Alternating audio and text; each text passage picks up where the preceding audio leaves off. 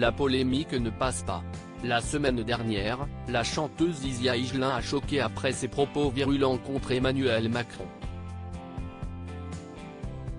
Ce lundi 10 juillet 2023, elle s'est enfin expliquée à ce sujet auprès de Ouest France. Qui dit été, dit aussi festival. Les artistes parcourent actuellement les 4 coins de France pour rencontrer leur public. Ce jeudi 6 juillet 2023, Isia Higelin était à l'affiche du festival Nuit Guitare, Beaulieu-sur-Mer. Elle a surpris tout le monde avec un gros dérapage contre Emmanuel Macron sur scène.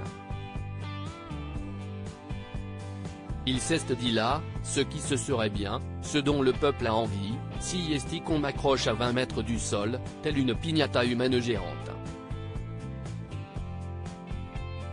Et qu'on soit tous ici présents munis d'énormes battes avec des clous, comme dans A Clockwork Orange, Orange Mécanique, de Stanley Kubrick, N.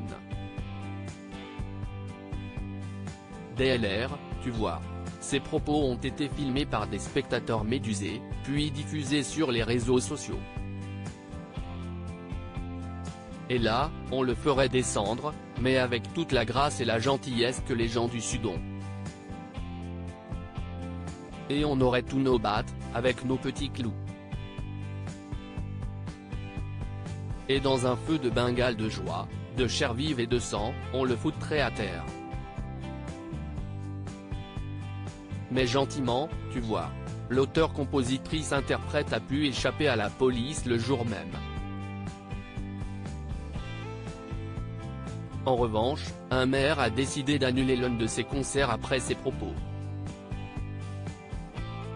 Isia Higelin regrette un événement mal interprété, décontextualisé. Isia Higelin en cours de plus lourdes sanctions. Elle est visée par une enquête pour provocation publique à commettre un crime ou un délit. Après la polémique, la fille de Jacques Higelin a finalement brisé le silence en accordant un entretien exclusif à Ouest France.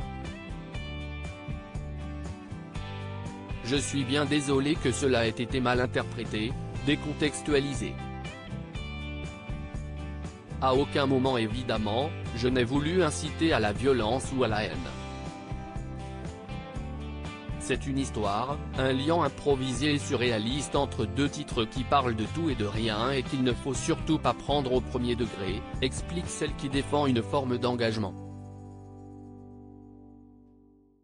Je me considère comme une artiste, avec donc un engagement physique, vocal, spirituel, dans ma musique et ma manière d'aborder la scène, pour prendre du plaisir et en donner aux gens. Quant à la violence des propos, elle rétorque, à aucun moment dans mes concerts, je n'incite à la violence ou à la haine. Ce sont toujours des lieux de bienveillance et d'amour, de folie et d'improvisation. C'est juste ça, purement et simplement. Aujourd'hui, l'ex-compagne de Bastien Burger ne formule aucun regret.